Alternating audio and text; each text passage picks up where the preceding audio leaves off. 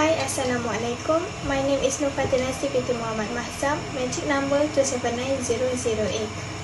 Today, we from Group 6 would like to present related to the group assignment that we have implemented entitled Al-Umur Bimaqasidiha. Our group consists of 4 members, namely Fatinasi, Nuratika, Mariam Asafia, and Nur Shahira. First, I want to share about introduction or background of Al-Umur Bimaqasidiha. The method of Al-Umur Bimaqasidiha is one of the most important method in Sharia. So, it is appropriate for students to master at least the intention basic of this method. Al-Umur Bimaqasidiha is divided into 2 different words, namely Al-Umur and Maqasid. The meaning of Al-Umur is a general expression that encompass all action that come out of a human being, whether doing or living, including intention, word, or deeds. While Al-Maqasid is derived from the word Al-Qadsu, which means intention. Next, Al-Umur Bimaqasidiha means that everything is according to its purpose of everything is taken into account based on its intention.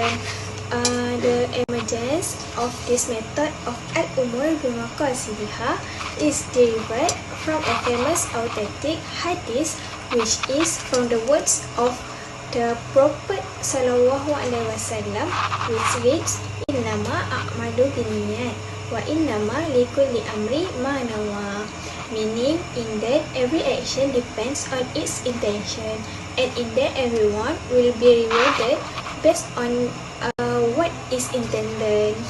So, it can be explained here, the purpose of the first intention is to distinguish between worksheet and costume, such as refraining from eating, sometimes because of fasting, and sometimes to manage the body.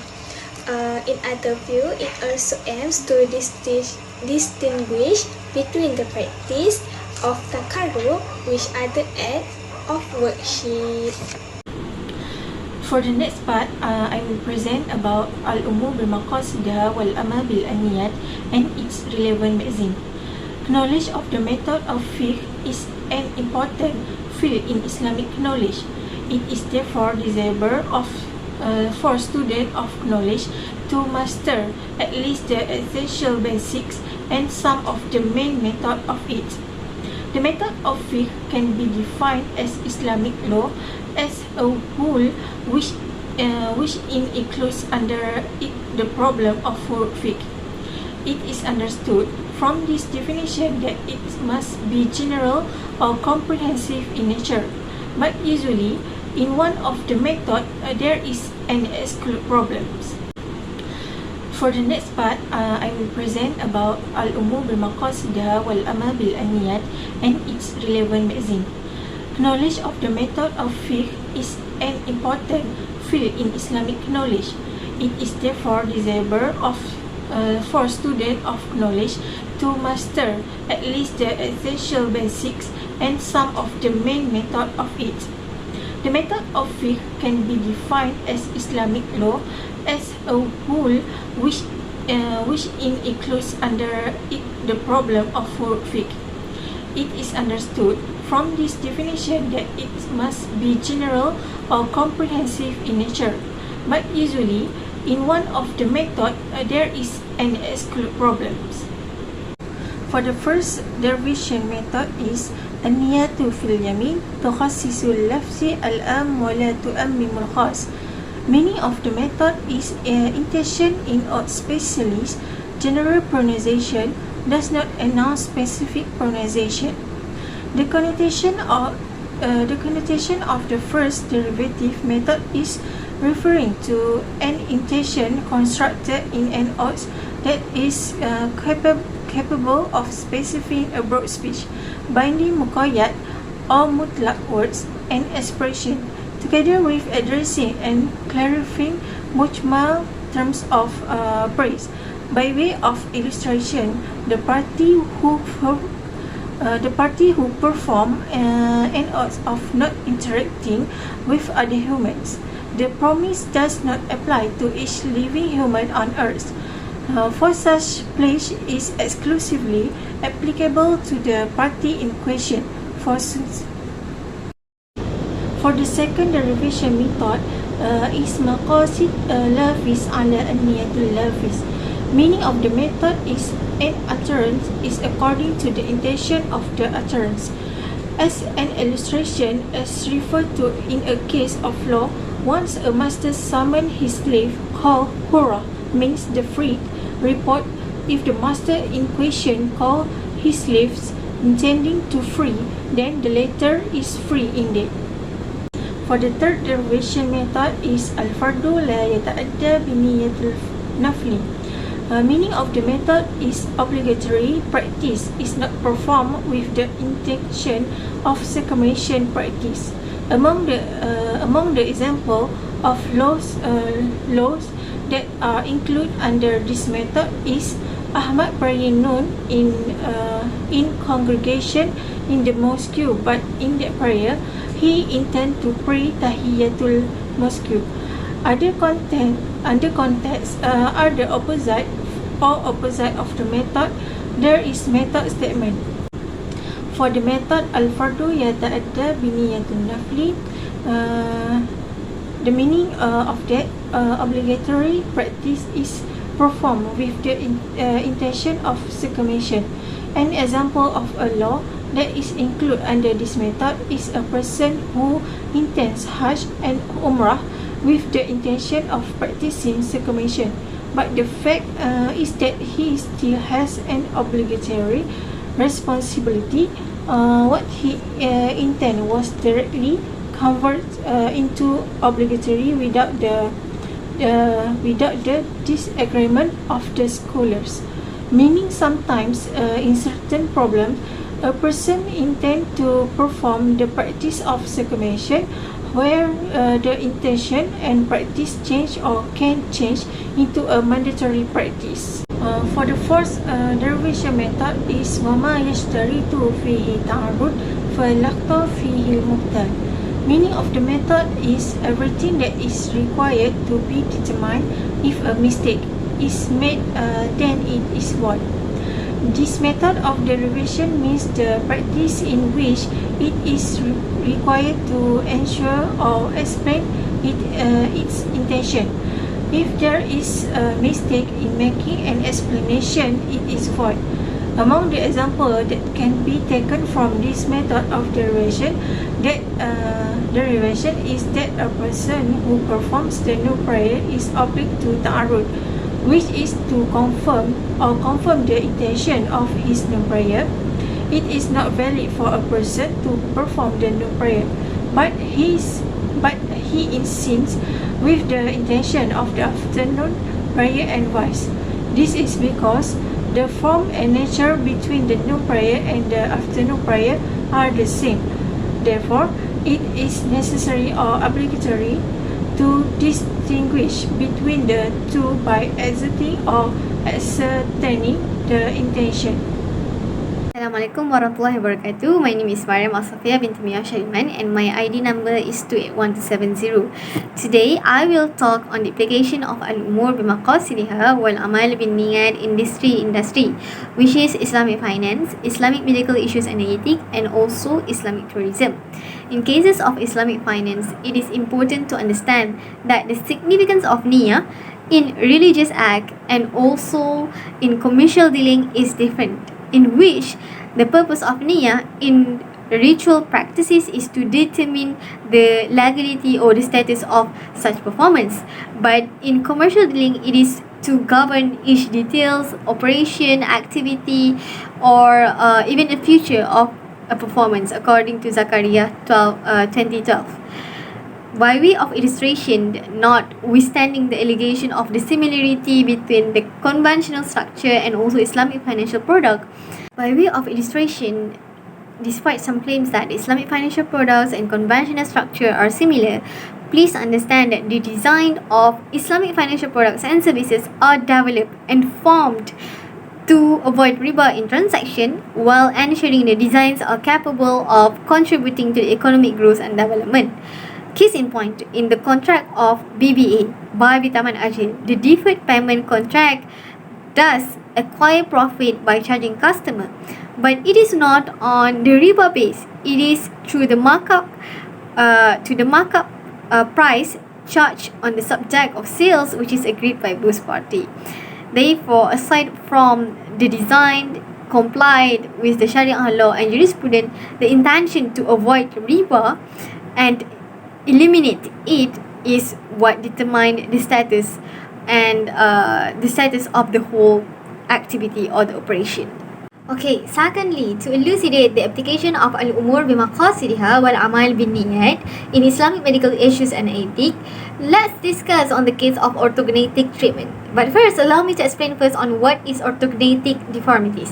Orthogenetic deformities are the disease that is associated with jaw discrepancy. There have been such a huge debate on either this surgery is legal or not, it is permitted or not, because the treatment is categorized on cosmetic or aesthetic surgical procedure. But by understanding the concept or the principle of Al-Umur Bimaqasidiha, the objective, the need, the goal influence the permissibility in conducting such treatments. Islam permit Muslim to conduct or to complete the orthogenetic treatments with the intention of removing, replacing or fixing such flaws or defects purposely to eliminate any hardship caused by the disease.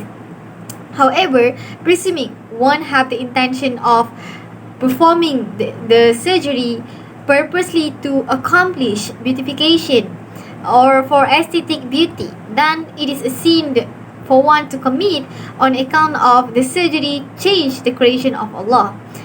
Likewise, the aforementioned details or the aforementioned reasoning is practicable to be applied on the case of wearing braces.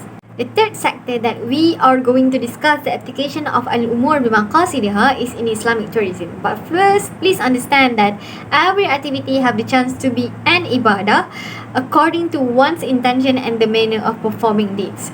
To illustrate, traveling is simply a traveling. Sightseeing is simply a sightseeing until the traveler's intention is to seek Allah's pleasure. In accordance with the principle of Al-Umur Bimaqasidiha, an intention has the capability of differentiating between an act of worship and daily routines or the small actions. So in the context of traveling, if the traveler, the doer, have the intention to seek mardatillah while enjoying the activities throughout the period or fulfilling the self-desire, then he shall deserve rewards from Allah and His blessings. Next is solving particular issue. With three issues. First is crime issue, worship issue, and divorce issue.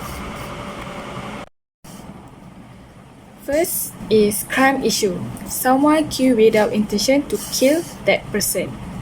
Example situation: A could fight with B because of misunderstanding with each other, and then A lost control with B.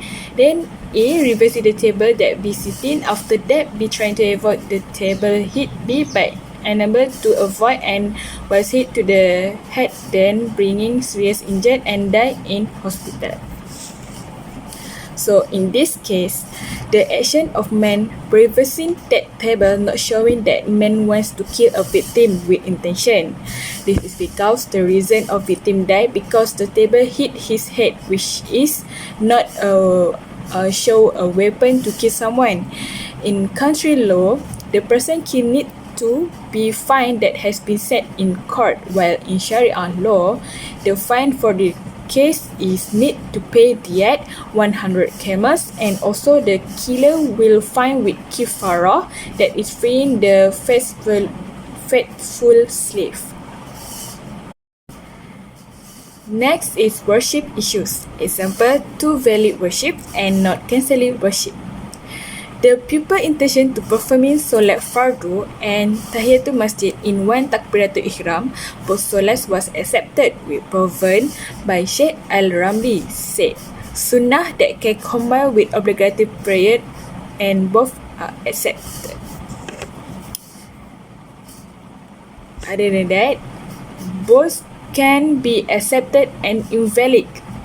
Someone intention performing solat fardu and also rawatib prayer, both are invalid. This is because rawatib prayer only valid when praying before or after fardu prayer and cannot combine it.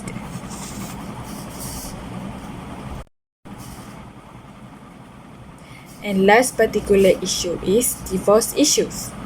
Example situation is the husband and wife talk about a married couple who married after their separation from their spouse, and then that husband said, maybe this is how that guy says, you are divorced from your husband, I am divorced from my wife, then we get married. Did husband fall talaq on his wife after what he said? Then the husband was concerned about that and kept saying to his wife, I'm going to rujuk you again. Will this possible to resume bonding in the event of a fall talaq? Okay, with this case, not fall talaq in that situation that husband narrating the situation. Lafaz talaq obviously occur even without intention, which includes pronunciation the words divorce. I am divorce you with one talaq. Meanwhile, the phrase talaq, which is kinayah, unclear and figurative, does not drop talaq unless it is accompanied by the intention when clear pronouncing. However, scholars explain that there are 6 situations where husband pronounce talaq by sorah not dropping talaq, such as sleeping pupil, crazing pupil, the ones mistalk, those who call that person has a wife named talik, which means divorced person, the use of incomprehensible phrase and false and drown for ill reason. In this case, same as the one mistalk, so that the talaq not fall. Last is about conclusion.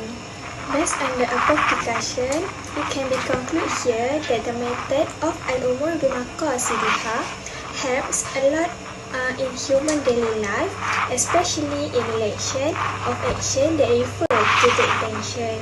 Not only that, it also explains the law of deeds done by a person, including mukallaf, whether his deeds are rewarded by Allah Subhanahu wa Ta'ala or sin.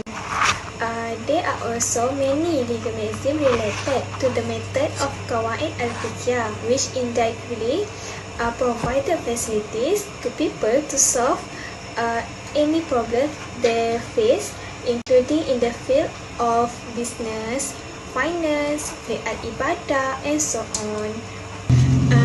This method can be proven referring to the issue solving session that has been discussed above, where this method is used in resolving the issue of divorce, murder, issue related to worship, and also other issues that require intention. Strictly speaking here, with the legal maxim of Qawaid al-Fiqhiyah such as Al-Umur Bimaqasidiha, human welfare becomes guaranteed in this world and the hereafter, and all problems can be resolved safely and peacefully. That's all from us. Thank you.